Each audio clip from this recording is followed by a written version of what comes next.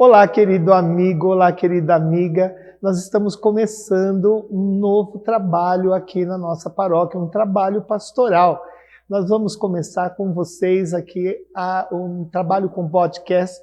Nós traremos sempre entrevistas super interessantes, com pessoas super interessantes, e nós escolhemos para esse primeiro momento a entrevistar a nossa querida Mariângela Borsoi, que foi durante 40 anos secretária de Dom Paulo Evaristo Arnes. Dom Paulo marcou a história da nossa igreja e nós queremos apresentar a você coisas que ninguém sabe, mas que Mariângela sabe muito da vida e da caminhada de Dom Paulo Evaristo Arnes. E aqui ao meu lado, Mariângela Borsoi, né? Que é para nós um prazer, uma alegria, uma honra receber. Mariângela, durante 40 anos, trabalhou junto de Dom Paulo Evaristo Arnes. Todos nós conhecemos essa figura emblemática, histórica, da história do Brasil e da história da nossa Igreja Católica em São Paulo. Nós dizemos assim que somos filhos de Dom Paulo, né? Eu mesmo fui ordenado por ele há 34 anos atrás. E aqui está Maria Ângela, que o pessoal brinca dizendo que é um arquivo vivo, a memória viva desse tempo, né? Então hoje nós gostaríamos de que ela falasse para nós um pouco da sua convivência, da sua experiência junto com Dom Paulo. E Maria Ângela, então se apresente para nós, por favor. Muito obrigada, Padre Maurício. Para vocês que estão nos vendo, eu devo dizer, logo de sair daqui, trabalhar com ele por 40 anos, sem que eu tivesse procurado, eu, na idade em que me encontro hoje, já passei dos 80, eu tenho sido uma pessoa de contínua ação de graças a Deus por esse presente que eu recebi imerecidamente, de conhecer, de ser chamada a servir alguém como Dom Paulo Evaristo Arnes, o nosso arcebispo por mais de 28 anos, e que eu conheci quando ainda ele era bispo auxiliar do cardeal Rossi. Ele chegou em Santana em 1966 e foi no ano seguinte que eu comecei a ajudá-lo. Uhum. Eu posso contar um pouquinho como foi esse começo. Então foram 40 anos trabalhando com ele. Completos. E sempre como secretária particular. Particular, né? Porque foi uma coisa assim que foi acontecendo, né? Acho que nem naturalmente. Naturalmente, tanto que, como eu me formei profissionalmente antes de conhecê-lo na minha juventude, na idade normal de estudante, a minha formação foi na área de saúde. Eu sou nutricionista aposentada e trabalhei a vida inteira. Era rimo de família, primogênita de um casal de classe média. Meu pai era operário, e imigrantes italianos, e eu fui arrimo de família porque eles tiveram 5 filhos. Quando a minha irmã caçula nasceu, eu já estava com 18 anos, porque os 5 foram nascendo com uns 4 anos de diferença entre um e outro. Pelo menos se programavam, né? Mas se fosse ficar só por conta do papai, eles não poderiam ter recebido a educação que eles quiseram proporcionar para nós, porque eles eram de igreja. Bem, então eu era uma jovem assim, querendo trabalhar para a igreja, como seria hoje, jovem engajado em pastoral da juventude, isso no meu tempo e tal. E quando Dom Paulo chegou em Santana, eu sabia que ele chegou pela minha paróquia, que era aqui próxima, Menino Jesus Tucuruvi. Sim. A gente ficava sabendo das notícias, porque naqueles anos, quem estava ali já era o segundo padre da minha época. O da minha infância foi o saudoso Cônego João Ligabui. Depois chegou o Monsenhor Vitor Nickelsburg, que tinha sido secretário do cardeal Mota. Ele ficou poucos anos, mas foi na época do Monsenhor Vitor que Dom Paulo chegou em Santana. Então, ele informava a nós paroquianos tudo o que estava acontecendo, essa novidade de um bispo aqui próximo de nós, lá. Que não era ainda costume, estava começando essa experiência do bispo regional. Dom Agnello organizou a arquidiocese em regiões e ele que começou o trabalho de arrumar vigário episcopal. Isso tudo nasceu ainda com Dom Agnello Rossi, não é? Aí, Dom Paulo, então, foi... eu lembro que Dom Paulo chegou para Santana e Dom Bruno Maldaner para o Belém, porque ainda nas outras regiões não havia ainda bispo, bom, mas havia vigários episcopais. E aí, Dom Paulo chegou em Santana naquele ano, e eu aqui com as minhas amigas, professoras, pessoal de ação católica, que eu tinha muita simpatia e comecei a frequentar, fui participar das equipes que foram organizadas ainda sob o comando do cardeal Rossi para estudos aprofundados de cada documento conciliar. Eu entrei no grupo do ecumenismo e cheguei lá porque era uma inscrição livre. A gente recortava o cupom no São Paulo, preenchia, mandava para a cúria e eles chamavam. Deixa eu só esclarecer para vocês, né? A Maria Ângela está falando do movimento litúrgico, pastoral, que aconteceu a partir do ano de 62, né? O grande Concílio Vaticano II, quando a Igreja teve essa coragem e o Papa João XXIII, inspiradíssimo pelo Espírito Santo, né, conclamou toda a Igreja a se atualizar, né? Ele usava a palavra adornamento, né? Colocar a Igreja em dia, né?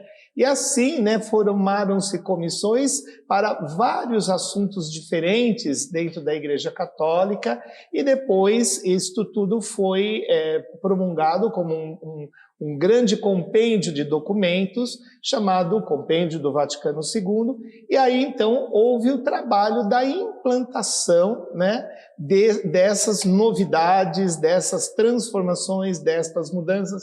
Para quem não tem tanto conhecimento sobre tudo isso, né, sabe que a Igreja, né, usava o latim, os padres usavam aquele hábito chamado hábito talar, né, que era a batina preta, né?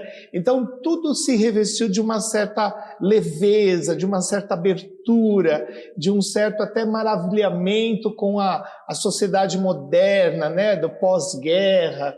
Né? E aqui no Brasil, né, Maria Ângela, também aparece ali em 1964 a questão do golpe militar, né? Sim. Que hoje querem dizer que não foi golpe, né, Maria Ângela? Que nada existiu, que tudo foi um movimento muito natural do Exército, né? Então, veja como a história precisa ser lembrada e recontada, por isso Maria Ângela está aqui, uma testemunha viva, né? Eu era muito criança, eu nasci em 62, mas Maria Ângela tem aqui, né? Como foram aqueles anos, Maria Ângela, começos? O Dom Paulo, então, começou a trabalhar na região Santana, que se chamava região Norte ainda, não era Santana, embora fosse em Santana a sede. Ele veio com esse espírito de levar o Concílio Vaticano II para as bases, para as comunidades. Formou uma equipe, majoritariamente de leigos. Ele tem essa marca também, de Dom Paulo, protagonismo do laicato. Era uma coisa inovadora, porque até hoje ainda, porque o Papa Francisco fala tanto contra... a luta contra o clericalismo, né, que está aí, né? Tanta gente querendo ser padre, né? Quando é tão lindo ser um leigo, né? Um leigo engajado. Então, como eu era do grupo de ecumenismo, eu fui chamada para a equipe, e a equipe tinha assim, entre 25 e 30 pessoas, foi treinada aí no Marilac, em Santana. Dom Paulo sentava junto, porque ele arrumou um sociólogo do Rio de Janeiro, de uma ONG, para vir dar treinamento técnico em dinâmica de grupo. Olha, era uma coisa moderna. Era novidade naquele como tempo. Fazer reunião, como cronometrar, como estimular lideranças, como organizar, fazer projetos. Aprendemos tudo isso, Dom Paulo aluno com a gente. E escandalizava a gente, assim, que eu tinha aquela formação, da minha infância, da minha família, que bispo era príncipe de palácio. A gente fazia genuflexão para beijar o anel na frente dele, né? Eu fui desse tempo, eu sou desse tempo. E Dom Paulo, esse bispo que sentava num círculo igual a gente, assim, ele tirava o paletó do clérigman, ficava de cá. Nossa, meu Deus do céu, um impacto. Bem, mas isso é a parte das missões da equipe missionária que durou até... Ele ficou de 66 a 70 aqui na região norte. Portanto, foi o período da nossa equipe, que a gente pode contar a história, não vou contar agora, marcou a vida de todos nós que participamos, a mim e a quem participou, casais, sabe? Tinha casais, tinha profissionais avulsos, tanto homens como mulheres.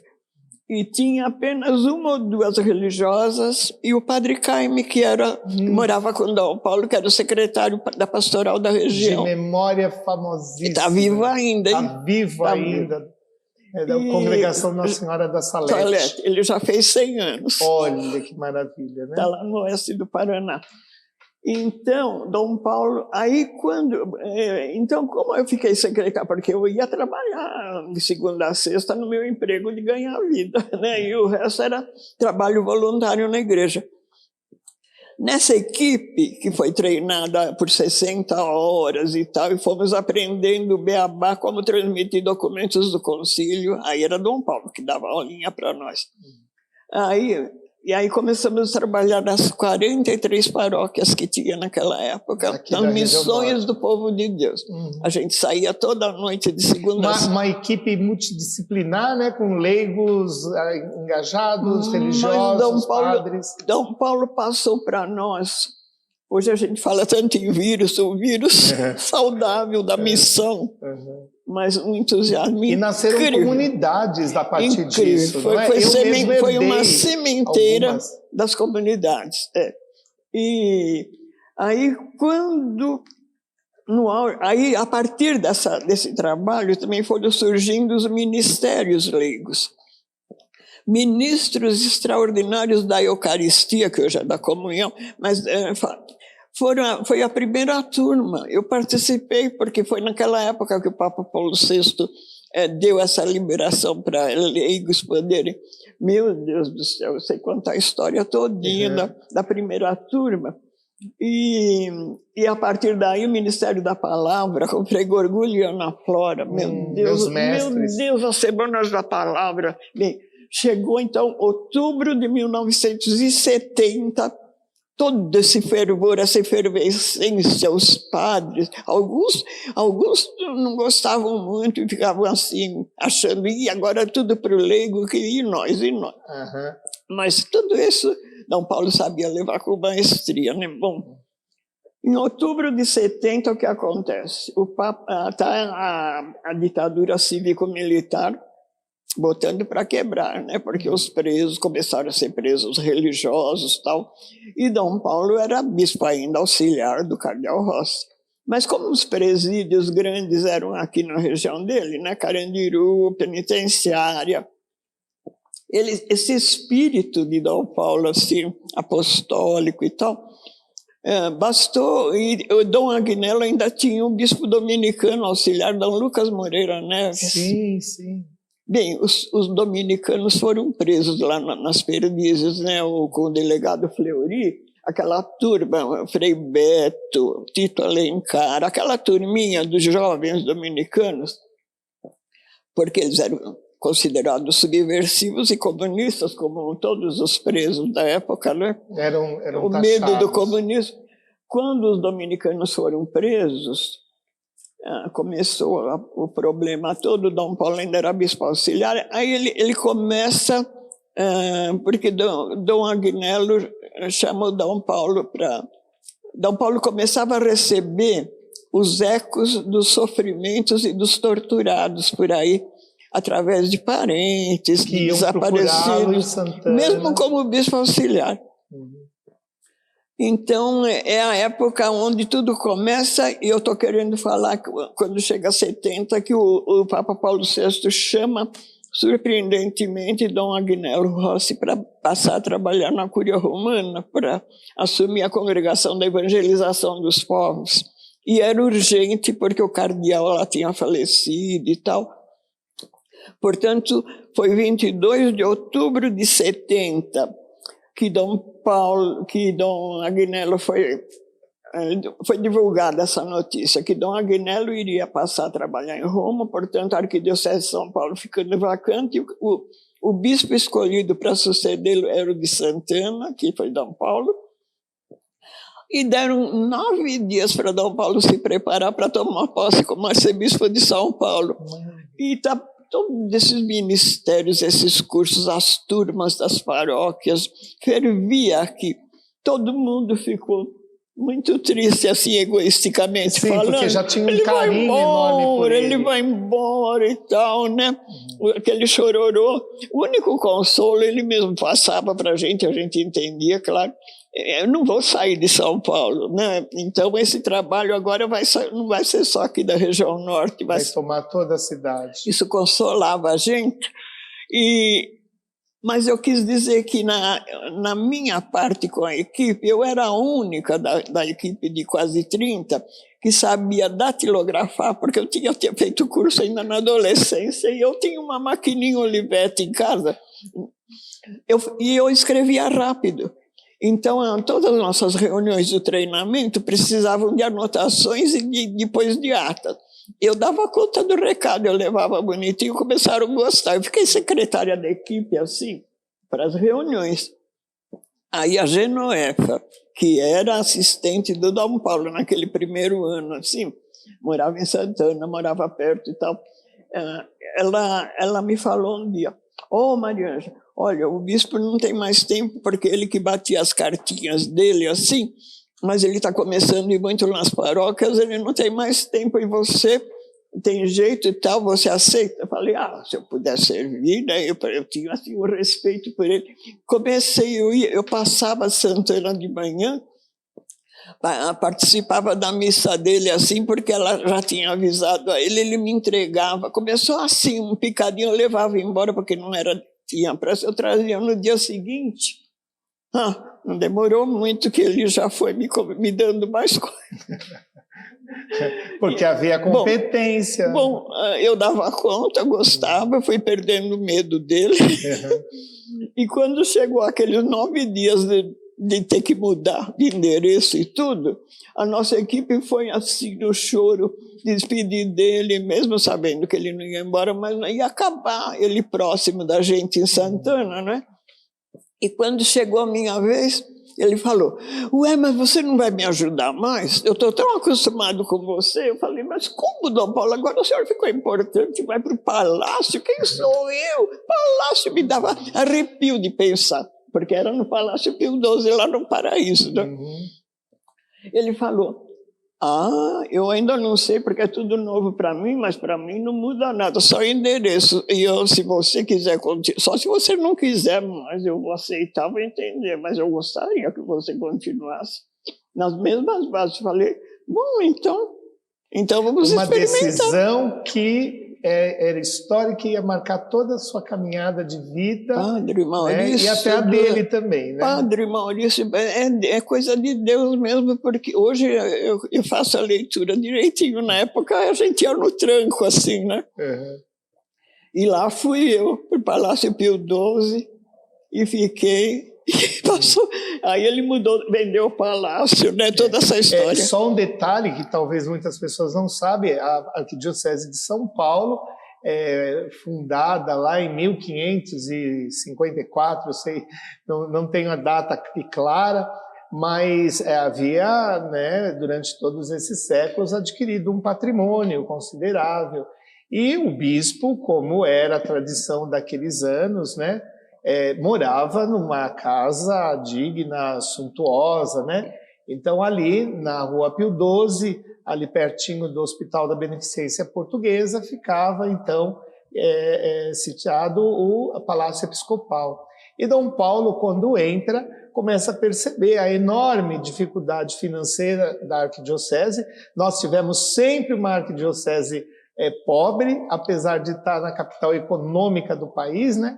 E Dom Paulo começa, então, a se desfazer desses bens para transformá-lo em recursos para construir pequenas comunidades em todas as Operação periferias. Periferia. A tal Operação Periferia tão importante. Linda a história. Né? É uma história linda, com espírito franciscano, né, Maria Ângela? Muito. O Dom Paulo, naqueles 9 dias que ele ainda teve que fazer retiro para a posse, porque a mãe dele era viva ainda em Curitiba, né?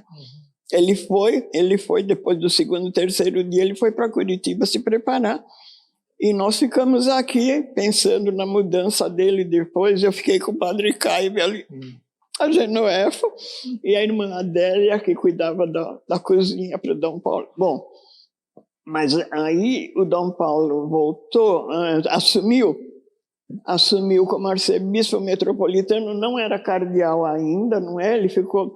Isso foi 1º de novembro de 1970, e ele foi nomeado depois cardeal. O primeiro consistório que houve foi em março de 73, portanto ele ficou daquele finzinho de 70 até março de 73, ele foi arcebispo sem ser cardeal, morando no palácio.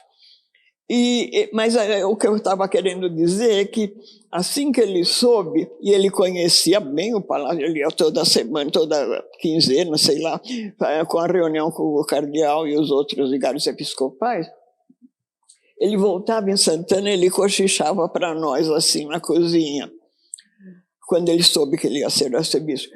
Meu Deus, eu só de pensar que eu tenho que ir naquele palácio, tem 28 pessoas que trabalham lá, se para eu ser arcebispo de São Paulo eu precisar de 28 me servindo, acho que eu vou ficar doente, acho que eu vou morrer.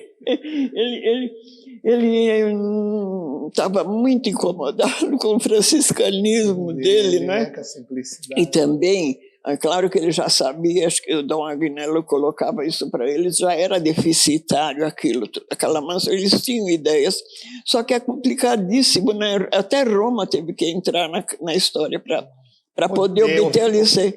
E o conselho de administração da Mitra também, foi um trabalho imenso, né? Depois, eu sei, toda a história do palácio é outro capítulo.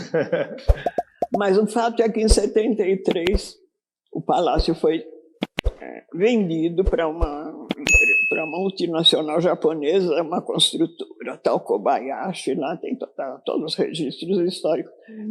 E com o resultado da venda daquilo, foi a Operação Periferia, porque Dom Paulo tinha a preocupação pastoral do afluxo dos imigrantes nordestinos que na época vinham todos para São Paulo, aquele milagre econômico daquele tempo, né? Boom econômico, né? E não tinham lugar para reunião, para culto, né? Não, ficavam perdidos na periferia. Foi a Operação Periferia, com a compra de 1.200 terreninhos, onde começaram a formar os centros comunitários. É toda uma história maravilhosa também da Operação Periferia, né? E aí, a coisa da ditadura cívico-militar, muito forte com aqueles... Começaram os desaparecidos, começaram os sequestros, não só de cristãos e católicos, né, Maria Ângela, mas também de várias outras denominações. O que eu me lembro, assim, nessa transição Santana para arcebispado, no finzinho do período Dom Paulo só em Santana, foi presa entre os religiosos que sumiu a Madre Maurina Borges, uma religiosa de Ribeirão Preto, foi presa. Por que ela foi? Ela era de Ribeirão Preto, ninguém conhecia aqui nem Dom Paulo, só que ela era uma irmã de congregação, porque ela cedeu uma casa lá da congregação dela naquela cidade para um encontro de estudantes que eles achavam que era reunião subversiva. Uma reunião de comunistas. Ela foi presa, ela foi torturada, ela veio aqui para o presídio, quando ainda Dom Paulo, no fim do período dele em Santana. E ela, naquela época, também tinha aqueles sequestros de aeronaves, lembra assim, quando sequestravam um avião em troca de tal coisa? Foi uma dessas trocas de avião sequestrado, para liberarem presos, né? Os que sequestravam queriam forçar a liberação de... E foi numa dessas que, bom, eles foram todos levados, inclusive a Madre Maurina, para fora do Brasil. Sobreviveu. Ela sobreviveu. Dom Paulo foi para o México depois de missão pastoral e visitou lá. A única foto que temos no arquivo, ele a visitou lá. Ela era irmã de um dominicano também, que eu não conheci, mas tem essa história. Imagina os horrores dessa mulher, né? Mas pensando nos presos, nos primeiros meses de Dom Paulo arcebispo, houve um caso rumoroso que passou para a história e foi na região sul, que ainda não tinha bispo, mas tinha o Monsenhor Ângelo Gianola, do primo que era o vigário episcopal da parte sul de São Paulo. E um padre italiano lá, chamado Giulio Vicini, que depois saiu do sacerdócio, mas naquele tempo ele ainda era padre, muito atuante lá, e uma assistente social que eu conheci, leiga, jovem, Yara Spadini, trabalhava lá na secretaria da região.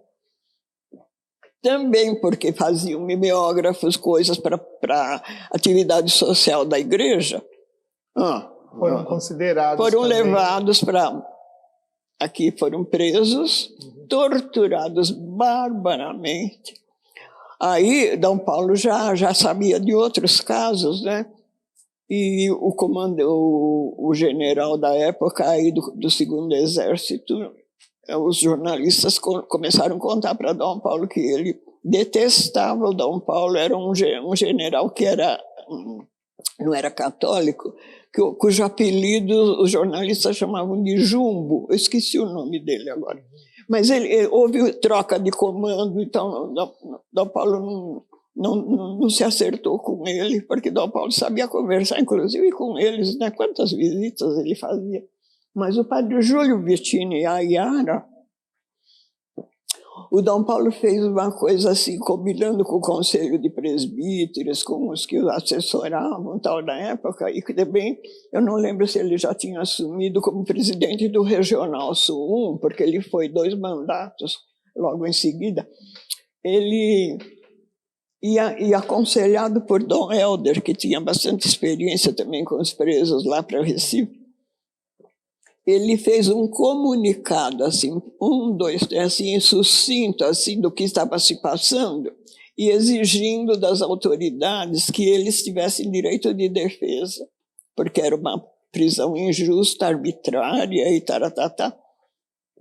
E ele mandou publicar no São Paulo e os padres recortar e colocar aquele recorte na porta das igrejas, porque tinha censura já, que não deixava publicar. Já começaram a censurar, inclusive o jornal São Paulo, né, que era o grande órgão de comunicação da diocese. Esse comunicado da porta da igreja foi nos primeiros meses. Eu lembro, é pena que eu não estou no arquivo, e também não é o caso de fazer a história assim, mas a repercussão foi internacional. Projetou já Dom Paulo, olha que arcebispo corajoso está enfrentando os ditadores, e o protesto dele é pacífico e está para ser lido, e sem tumulto, sem nada, mas ele informava. Aí é uma história maravilhosa, né? Maria Ângela, quando foi que as coisas ficaram mais agudas? Quando foram que as coisas ficaram mais problemáticas? Foi durante o governo Médici, o Médici. O general Médici, o Dom Paulo chegou aí com aquele espírito de diálogo que o Dom Paulo tinha. Ele tinha uma serenidade para enfrentar essas dificuldades. Ele ia dialogar, para conversar, para convencer. Ele ia no governador, Abreu Sodré aqui, cada um no seu tempo, mas quando ele foi para Brasília, ele já era presidente do Regional Sul 1, portanto, ele nas assembleias com os bispos do Estado, ele os motivava a ficarem coesos, tal, né? Alguns também desconfiavam, estranhavam, sei lá. Mas ele aproveitou, ele pediu para o arcebispo de Brasília, que era também o vigário castrense, né? Eu esqueci o nome dele, acertar uma audiência, porque Dom Paulo decidiu ir para Brasília para falar com o presidente da República, assim, escudado. Emílio Garrastazu Médici, nessa época. E ele tinha ganho de um paroquiano qualquer aqui de São Paulo, desses que vão dar presentinho para o arcebispo, um católico, que fazia encadernações artísticas. Ele pegou a Rerum Novarum e outras encíclicas sociais que já existiam na época, e fez 3 volumes encadernados artísticos, assim, com vermelho, com douradinho, sabe? Para Dom Paulo, como um presente. Dom Paulo levou para casa, ele tinha esses documentos da biblioteca, mas ele achou bonito e ele decidiu que ele ia levar como presente para o presidente da República. Meu Deus. Foi considerado uma ofensa. Mas assim, um agradinho, né? Mas pediu audiência normal que o arcebispo lá arrumou para ele e foi. E foi no dia, está tudo lá na agenda. Tem uma foto só que o Jornal do Brasil fez, ele assim na frente, conversando com o Médici, assim. Mas, nossa, quantas vezes na vida ele contou, está no livro, está na memória dele. O Médici foi grosso, sabe? Vocês piquem na sacristia, não quis saber de presente, de nada. Não recebeu presente, não aceitou. Acho que ficou lá com os assessores, mas ele não deu bola para Dom Paulo. Recebeu, mas foi extremamente grosso. Dom Paulo não falou na época disso, ele foi falar muito mais tarde, sabe? Ele voltou naquele dia, porque era ponte aérea, ele tinha compromisso à noite, no mesmo dia, na igreja anglicana. Era época, acho que coisa de campanha da fraternidade, não lembro bem assim. Mas ele, acho que teve que respirar fundo, assim, porque voltou decepcionado, ele não quis, ele não acreditava, porque disse, fica no seu canto que nós sabemos o que nós estamos fazendo, portanto... Foi muito tenso aquele tempo. E sem contar depois todo a morte do Alexandre Vanucci, do Vladimir Herzog, né, que em 75, os anos 70 foram tristes, É verdade, Maria Ângela, que ele chegou a se paramentar como bispo e entrar até nos calabouços para buscar pessoas? Ele ia. Isso assim, exatamente, eu não saberia nem dizer, porque o Dom Paulo também, ele ia nas visitas. Olha, eu lembro assim, porque como eu lidava no escritório com papelada, né, e ficava lá nas minhas horinhas matinais, eu ia embora, almoçava lá com a turma, ele sempre almoçava na cozinha com as irmãs, assim, nós éramos a família dele, família dele. E depois eu ia embora para o meu trabalho da tarde, depois vinha para cá, eu nunca morei lá. Portanto, era parcial a minha estadia, mas o suficiente para saber das coisas assim. E eu me lembro que ele tinha licença por escrita, um ofício assim da autoridade militar que liberava, porque padre, bispo, pastor, quem é da área religiosa, tem direito de entrar nesses lugares restritos, prisões e tal. Assistência então, com essa prerrogativa, né, mesmo assim ele levava, eu lembro que era um envelope de ofício timbrado, assim, datilografado, da autoridade que expediu aquela licença que ele tinha, ele não tirava do bolso da lapela, assim, ficava amassadinho, porque o formato era grande, né? Porque ele falava, deixa sempre comigo, porque ele aproveitava os percursos, com o motorista ele mandava parar, ele lembrava de um caso, outro ele visitava de improviso, assim, e se precisasse ele mostrava que ele tinha, se alguém duvidasse quem era ele e tal, no começo, né? Porque depois ele ficou bem conhecido. Mas tem histórias daqueles anos tristes. Depois mudou o Geisel. Aí, no tempo do Geisel, com o general Golbery, o Dom Paulo se deu bem, ele foi várias vezes. E a história vai contar, está em livros. Eu era muito jovem, era seminarista, e eu tinha um contato com o motorista de Dom Paulo, né, o Paulinho. Né, nossa, que memória querida, né? e o Paulinho dizia para nós que muitas vezes eles mudavam o percurso para a volta para casa, né? Para que aquilo não fosse previsível para os militares, porque eles tinham um grande medo de um atentado, de um sequestro, né, contra Dom Paulo. Eu lembro que ainda nos anos do Palácio, eu ia de manhã, porque começava o dia com a 6:45 na capela, com as irmãs, né, que o serviam, e a gente rezava o ofício e a missa que ele celebrava no dia a dia. Depois ia cada uma para o seu canto trabalhar. E eu era motorista, eu aprendi a guiar e tirei no consórcio meu primeiro Fusca. E naquele tempo São Paulo andava ainda, né? Portanto eu saía daqui, da Rua Juncal aqui, e ia para lá. Eu chegava sozinha, tocava no portão lateral lá do palácio, tinha um dos que moravam lá, caseiros, que abria para mim. Eu entrava e punha, porque tinha aquelas alamedas do palácio, né, no jardim, estacionava lá e entrava pontualmente. E tudo tranquilo, assim, nunca aconteceu nada, mas anos depois, o Dom Paulo começou a revelar para mim, para quem quisesse ouvir em casa.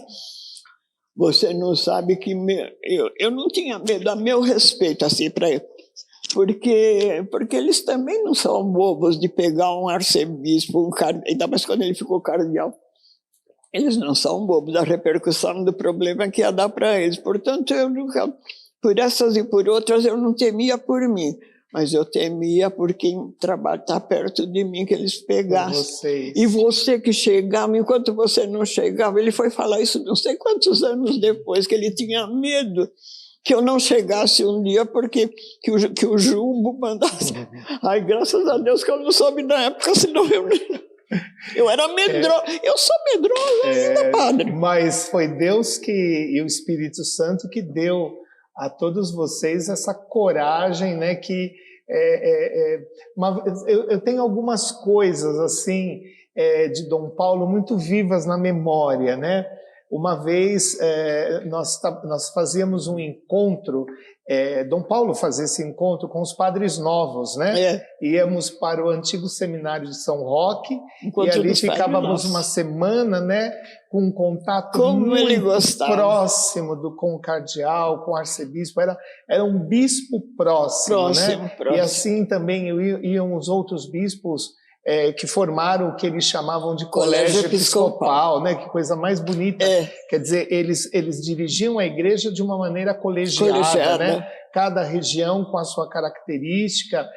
Talvez seja difícil para alguém fora da cidade entender, mas São Paulo não é uma cidade, elas são 5, 6 cidades em uma só cidade. Então, quando você fala região norte Santana, há um aspecto, região leste Belém, região Osasco, né? E assim, você tem então aspectos muito diferentes. Então, nós éramos, né, esses padres da região norte. E uma vez nós perguntamos a Dom Paulo, o senhor tinha medo? Né?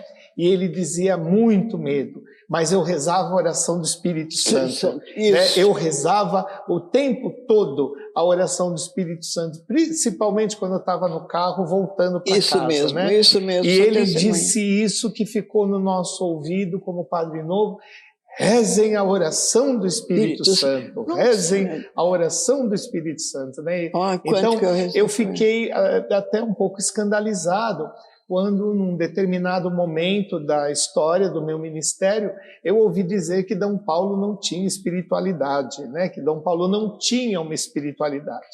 Eu acredito que eles tinham uma espiritualidade profunda, mas não era uma coisa ostensiva, né? Eram místicos, sabiam fazer silêncio. Dom Paulo é um místico, um homem de oração. Não começou uma manhã sequer do nosso trabalho, despachando com ele, assim, olha, depois daquela oração, café, assim, na cozinha, com as irmãs, que cada um ia para o seu canto, eu ia para o meu primeiro ato, eu subia com os jornais do dia, porque ele tinha assinatura, né? Ia pôr na mesa dele para a leitura dos jornais. Ele me pôs para ajudar para ser mais rápido e render o tempo. Eu pegava um pedaço para selecionar notícias para eles, ficava sentada do lado dele. Assim, sei lá, meia hora, 20 minutos com isso, para depois começar o despacho e depois eu ir para o meu canto lá. Antes do computador, era datilografia. Depois... Mas o que eu ia dizer, não começava o trabalho sem mais uma oração, porque já tínhamos rezado na capela, em missa. Ele, pega lá o livro. Eu ia aí na estante, tinha o ofício das leituras. Olha. Ele medita, eu com ele. Imagina. Leitura. Para iniciar o trabalho diário. Meu Deus, e depois essas saídas, raramente eu saía junto, mas aconteceu muitas vezes, de eu e uma irmã irem para, sei lá, uma missa não sei de onde, a gente ia atrás, ele ia com o Paulinho na frente, assim que ele ligava o motor, vinha o Espírito Santo, a oração do Espírito Santo é uma contínua. E quando ele ia para as autoridades, por causa das coisas quentes da ditadura, ele falava para nós. Quando eu li aquele trecho do Evangelho assim, que Jesus fala, não vos preocupeis com o que falareis quando perguntarem. Ele fala, eu gosto dessa passagem porque eu vou rezando, porque eu sei que não vai faltar a inspiração e a palavra, e ele é um pessoal de oração assim, incrível. E ele ficou mais conhecido pelo lado, acho que por causa, na minha leitura hoje, eu tenho certeza, é porque a imprensa noticiava a coragem dele, destacava, e que é verdadeira, né? Tudo que ele fez, a defesa, tudo, a história está aí para contar, e registrou. Então, para os que não o conheciam de perto, ficava essa impressão que ele era só um ativista, né? Uhum. Não enxergavam esse outro lado, que só quem está perto no dia a dia. Exato. A história se desenvolveu. Chegamos a esse período da história jamais pensado, né, de uma praga, né, talvez pior que aquela peste negra que assolou a Europa na Idade Média, né? E a doença, a pandemia do Covid-19, também nos encarcerou, né? E também fez da nossa vida, especialmente para nós religiosos, a gente redescobriu a clausura, né? E nesse momento de clausura, muitos de nós têm descoberto uma vida de oração muito mais intensa. E sempre vem à minha memória o exemplo de Dom Paulo, porque fica claro cada dia mais que não somos nós que resolvemos as coisas, né? Eu ontem estava bastante angustiado aqui com as questões financeiras da nossa paróquia e fui tomar a vacina, agora vou aproveitar para fazer o meu testemunho, fui tomar a segunda dose da vacina ali no postinho no Tremembé, e voltando, eu passei praticamente na porta do Horto Florestal e eu disse, eu vou entrar aqui, né? Eu vou entrar aqui para rezar, para conversar com Deus. Eu me lembro que nos dias mais difíceis, também dali da paróquia São Pedro, eu dava umas 3 voltas em volta do lago e eu dizia, não existe problema que a gente não traga aqui que não fique no fundo do lago. Eu afogava os problemas ali no fundo do lago. E eu sentei e fiz uma oração, um pedido de socorro, né? Foi isso que eu fiz a Deus, né? Um pedido de socorro, e aquilo, depois que eu acabei, quando eu saí, eu estava leve, né? Eu estava tranquilo, porque eu disse, o problema? Mas é Deus que vai dar um jeito nisso. Então, eu penso que das coisas mais importantes que nós precisamos ensinar às pessoas nesse momento é não se afogarem no desespero dos problemas. E eu acho que, nesse sentido, Dom Paulo foi magnífico. Muito. Era incrível a paz, a segurança. Nós, jovens, o Papa João Paulo II veio ao Brasil pela primeira vez, nós somos vocações daqueles dias em que todos ficaram, né, oriçados pela igreja, né?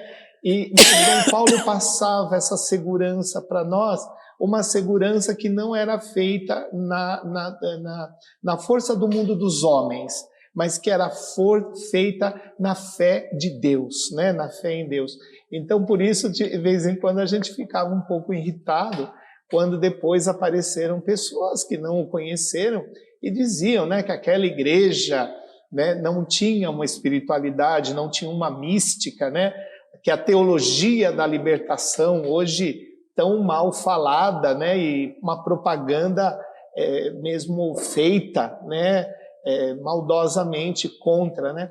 Nós somos frutos, né, da teologia da libertação, nós somos frutos de Dom Paulo Evaristo Arnes, nós somos frutos do Concílio Vaticano II, e eu acredito, para dizer assim de uma maneira muito forte, que somos nós que há 40 anos estamos sustentando as estruturas da igreja, mantendo nossas paróquias abertas, congregando o nosso povo, ministrando os sacramentos com muito amor, muito carinho e muita criatividade, né? E vemos agora, muitas vezes, momentos, não só na igreja, infelizmente na nossa sociedade, que parecem retrógrados, né? Caminhos para trás, né? O clericalismo exagerado, a valorização exagerada dos ministérios ordenados, o embotamento, ou como eu vou dizer, a falta de cores, né? Da vida laical, tão... eu me lembro de Dom Joel Ivo Catapã, que era o bispo das vocações, nós trabalhávamos muito com ele, com os cursos vocacionais, e ele dizia, uma igreja toda inteira ministerial, né? Ele falava isso, né? Quer dizer, uma igreja toda trabalhando, né? Com todos, leigos, religiosos, né? Estamos eu e Maria Ângela aqui, né? Mas atrás aqui das câmeras está o Luiz, está a Lília, né? Leigos maravilhosos, nos possibilitando esse encontro de chegar até vocês, não é verdade? Uhum. Eu estou fazendo essa memória mensal que eu coloco no Facebook, cada dia 14, né? Acho que muita gente acompanha, pelo menos eles fazem referência que gostam. E nesses últimos 7 meses, eu fui pegando uma pergunta por vez de uma entrevista que Dom Paulo concedeu na Rede Vida em 96. Ele ainda era arcebispo, estava no penúltimo ano dele, mas naquele ano ele fez 75 de idade. E tinha nos programas da Rede Vida, tinha um programa que era levado pelo padre Augusto Pereira, era um leonino jornalista. Conheci muito. O programa se chamava Vida Viva. Vida Viva. Vida Viva. E ele levava convidados assim, né? Era uma meia horinha assim, sei lá. Só para dizer que Dom Paulo foi mais de uma vez naquele programa, mas tem lá no arquivo onde eu trabalho antes da pandemia, né? Agora eu estou sem ir lá no Ipiranga, mas no acervo, o que eram videocassetes gravados, que as irmãs gravavam em casa. Quando ele ia na TV assim, elas punham uma fita para gravar. Gravavam direto da TV. Isso tudo foi lá para o arquivo, né, histórico, foi transformado em DVD, portanto está catalogado lá. E eu tenho porque também em casa eu punha a fita para gravar, para minha TV doméstica, porque minha mãe via, minha família. Só para dizer que nessa pandemia, ano passado, eu estava mexendo nas minhas velhas fitas e pus para rodar, porque eu tenho um aparelho que ainda toca aquelas fitas, né? E aí eu gostei de ouvir de novo, porque o padre Augusto, aquele dia, porque ele fazia 75 anos de idade, portanto a idade de pedir sucessor para o Papa, né? Coisa que ele fez. O padre Augusto, muito inteligente, jornalista que ele era, ele elencou as perguntas da entrevista, pedindo assim, Dom Paulo, o senhor não vai contar a sua vida, isso tudo já é bem conhecido, mas eu vou querer, nas suas respostas, que o senhor entre no sentido que tem para o senhor ser como é. De cada resposta, a pergunta que eu fizer, o senhor vai dizer qual é o sentido disso para o senhor. Então, por exemplo, ele começou com a família. O senhor é de uma família assim, assim, de tantos irmãos. Que sentido tem para o senhor ter nascido naquela família? Foi muito interessante, sabe? Ele, assim, tirou o suco do mais profundo das... Mas é muito bonita, né? Que eu já vi N vezes, né? Então, eu transcrevi o ano passado, aproveitando o confinamento, assim, em arquivo, e depois pus no computador, está na íntegra por escrito, eu tenho arquivado. Então, eu fui pegando uma pergunta e uma resposta, e depois pondo historinhas embaixo. Eu comecei isso 7 meses atrás. Aí o pessoal adora. E agora, dia 14, que é a semana que vem, eu já estou com o texto pronto, eu estou na 8ª pergunta. Ele vai, e nessa que eu vou publicar semana que vem, ele pergunta, a pergunta eu lembro, está na minha memória ainda, Augusto perguntou: Dom Paulo, nesses quase 30 anos que o senhor está aqui já no governo pastoral, tanta coisa a gente sabe da sua vida, das suas marcas, mas para o senhor mesmo, qual foi o novo que o senhor trouxe? Qual foi o novo? Ele falou: sabe, Padre Augusto, isso são os outros que têm que dizer. Não, mas para o senhor... Aí ele forçou um pouco, aí Dom Paulo... bom, mas olha, então eu penso que o novo foi valorização dos leigos. Aí ele entra e conta um pouco a historinha lá de Santana, da equipe. Mas é muito gostoso. Foi onde a gente começou a nossa entrevista hoje. Olha, gente, nós vamos marcar mais um encontro com a Mariângela, porque tem um assunto que eu estou me lembrando agora que nós nem tocamos, né? Que é a questão do centenário de Dom Paulo, né? Toda a questão Dom Paulo estaria fazendo 100 anos, e nós temos aí, infelizmente a pandemia atrapalhou muito, mas todo um programa cultural, todo um programa para dar uma coisa que me aterroriza muito, Mariângela, que eu não sabia, mas agora ganhando mais idade a gente vai sabendo como é fácil perder a memória, né? Basta 1, 2 gerações para que a gente não saiba mais quem foram esses luminares que nos guiaram, né? Tanto na vida eclesial, na vida cultural, na vida política, né? Hoje é difícil, uma pessoa, de repente, não sabe quem é Elis Regina, né? Não Caetano Veloso, ou, né? Muitas pessoas também acabam, e quem conta um conto aumenta um ponto e distorce, né? Histórias. Então, a importância da gente estar trazendo esse tema hoje, de estar trazendo a Mariângela, essa coisa maravilhosa. Mariângela, eu vou dizer uma coisa que a gente está passando no meu coração. Você já está pensando, porque nós precisamos pensar nisso, né? Quem vai ficar com esse legado maravilhoso, né? Quem pode dar continuidade, né, no futuro, quando talvez eu e você não estivermos aqui, né? Isso eu acho que é tão importante. É por isso que eu acho importantíssimo o acervo de Dom Paulo, que está lá todo mantido e conservado no Ipiranga. Os livros que estão saindo, já tem muitos escritos sobre Dom Paulo, né? Eu tenho vários na minha estante em casa e lá. E agora eu estava contando, quando você chegou hoje para o casal, a última que eu tenho trabalhado muito, vai ser, eu posso anunciar, eles estão, o Padre Boris, o Edelcio Ottaviani e a professora Rosana Manzini, os 3,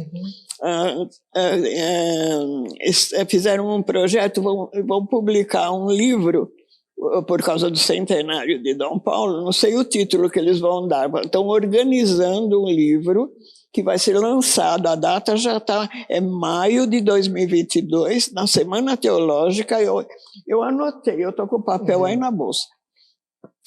E ele, na metade de julho, me telefonou, porque os 3 já tinham feito uma primeira reunião, e sabe qual foi a inspiração? Justamente toca no que nós falamos há pouco. O Dom Paulo ficou famoso, projetado, assim, graças ao jornalismo e à imprensa, como o grande defensor da dignidade, coisa que não é mentira, é verdade, Mas foi tão enfatizado isso que esqueceram, ficava relegada a parte toda da espiritualidade dele, do homem de oração que ele é e tudo mais. A parte de igreja, isso me preocupava muito ultimamente com essas publicações, porque eu atendi muitos jornalistas do filme, das biografias, tudo lá no Ipiranga. Então, esse livro dos três, graças a Deus, é assim, parte A, B e C. Sabe onde eles se inspiraram para fazer a divisão das partes do livro? No documento conciliar sobre o Ministério dos Bispos, do concílio, Tríplice Munus. E eu que não tinha esquecido o que era, refrescou a minha memória. O bispo tem o munus de ensinar, santificar e governar. A parte A do livro vai ser o ensinar de Dom Paulo, e eles já elencaram os subtítulos, uns 8 ou 9 capítulos, bem detalhadinhos. Depois a mesma coisa para as duas outras partes. E ele, quando me telefonou, falou, você vai agora dar ideias de nomes, de histórias, de livro para a gente consultar. Eu que dei a munição para eles. E eu estava contando para ela que ele me deu 2 semanas, porque dia 28 os 3 iam se reunir para deslanchar as coisas. Mas eu trabalhei tanto essa 15, mas tanto. E então, mas graças a Deus me dá um entusiasmo, uma realização incrível, Padre Maurício. E para mim é motivo assim, é graça de Deus, né? Que eu possa fazer isso com a minha memória e com as coisas que eu tenho em casa. Né? Eu tenho todos os livros dele na estante, porque eu ganhava 57 livros ele escreveu. Então, esse livro vai ser lindo. Lindo, sabe quantas páginas? Eu fiz tempestade cerebral para tudo que me vinha na cabeça. Pipi. À noite eu punha no computador 39 páginas. Olha, meu Deus. O Padre Mônio fez até declaração de amor. Ontem ele me telefonou. Ai, nós já estamos trabalhando. Eu não sei quem são os escritores, nem preciso saber. Mas o Padre Manzaro, o Ney vai fazer livro, tudo sobre o centenário. Tem muita coisa pululando aí que eu fico sabendo assim. Hoje nós temos que terminar a nossa conversa. Que bom esse aporte final. Certa vez também nós perguntamos para Dom Paulo, como o senhor respondeu, né, a toda essa realidade. E Dom Paulo muito humildemente falou assim, eu era o homem que estava no lugar, no momento histórico e na situação colocado, e a única coisa que eu precisava era ser, né? Ser o que eu sou, né? Ele quis dizer isso, que ele não tinha programado, né, ser o bispo dos direitos humanos, o bispo, o cardeal, nada disso, né? Ele simplesmente respondeu ao apelo da realidade com a presença de Deus. E eu acho que esse é um grande ensinamento que fica para nós nesse momento, que eu acho que é um ensinamento místico, um ensinamento de fé. Você falou que não vos preocupeis com o que havereis de dizer, né? Que Deus, o Espírito Santo faz. Eu diria também, não vos preocupeis com os problemas, com essa coisa terrível da morte tão presente nos nossos dias, que deixou todo mundo com tanto medo, né? Eu tenho dito isso, manter a esperança e o olhar para frente. Aliás, frase de Dom Paulo, né? De esperança em esperança, né? Era o título do brasão dele de armas. E custou, Dom Paulo, ele conta no próprio livro de memórias dele, ele conta, acho que ele contou muitos para vocês também, no momento que ele ficou bispo, não arcebispo de São Paulo, bispo, saiu de frade franciscano com todos os sonhos dele de professor que ele era, de repente ser bispo. Então, o que o Núncio chamou no Rio de Janeiro, ele estava em Petrópolis, lá na Editora Voz, tal, né, nos morros, né, nos morros com menos de 50 anos de idade, todo aquele entusiasmo, né? Ele sonhava ser professor, revolucionou as escolas dos morros lá, tudo. E aí, chamado para ser bispo. Ele não queria. Não, não se perguntou para ele, você aceita? Não, se for pedir, perguntar se eu quero, eu não quero. Mas aí acho que não se falou outra coisa. Bom, mas se for o Papa desejar, aí já é diferente, né? Bom, aí ele ficou, mas quando a coisa ficou concretizada, parece que ele estava em Roma para a Ordem Franciscana fazendo revisão, lá, coisa na Cúria Generalícia deles, e a coisa se concretizou lá com o Frei Constantino Kozer, que era o grande amigo dele, o superior-geral. Essa cena que é bonitinha, ele foi lá para a Basílica de São Pedro, foi lá no túmulo de São Pedro, ajoelhou lá e disse que chorou, que acho que foi a primeira vez que ele chorou na vida, porque custou para ele quebrava um sonho já construído assim para magistério, educação dos jovens, né? E aí ele disse que ele estava sozinho chorando, isso ele escreveu, por isso ele contou 500 vezes. Passa uma senhora perguntar se ele estava se sentindo mal. Ele fala no filme também isso, né, no Ricardo. Mas é muito bonito isso. Ele aceitou, ele sofreu, depois ele queria ser missionário, essa vocação dele, isso é outra história. Isso foi. Ele tentou ir quando ele estava em Santana, e aí ele já era conhecido, o padre Caime, e pegou uma turma aí que eu nem sei quando, eles foram para o Rio de Janeiro, a anunciatura ainda era lá, Choraminga, anúncio, vocês não vão tirar o nosso bispo, não. Dom Paulo ia embora, ele já tinha conseguido o aval do Dom Agnello, porque ele queria ir para um território de missão, mesmo que fosse dos confins da Amazônia.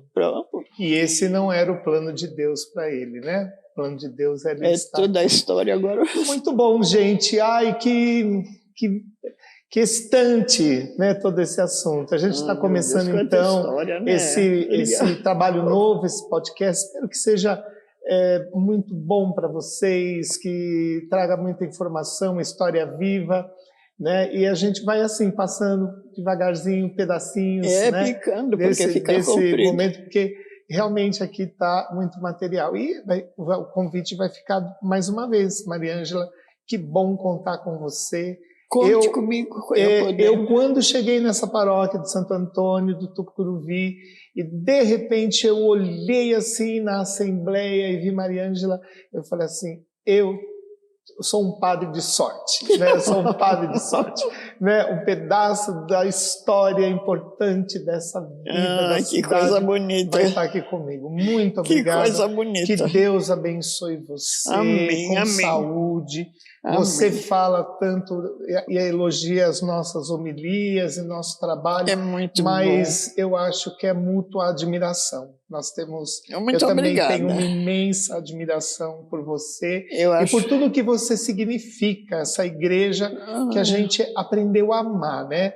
Eu dizia sempre quando eu chegava na catedral com os meninos eu ia à missa das 6h de Dom Paulo no domingo. E quando nós chegávamos, olhávamos para a catedral e dizíamos: a Catedral da Sé é o nosso troféu, né? Era o troféu da nossa, sei lá como dizer isso, era como a medalha da Olimpíada, a medalha de ouro, né? Ela simbolizava isso, toda a nossa igreja. Isso. Um abraço para todos vocês, fiquem com Deus e muito obrigado pela audiência. Obrigada para todos. Amém.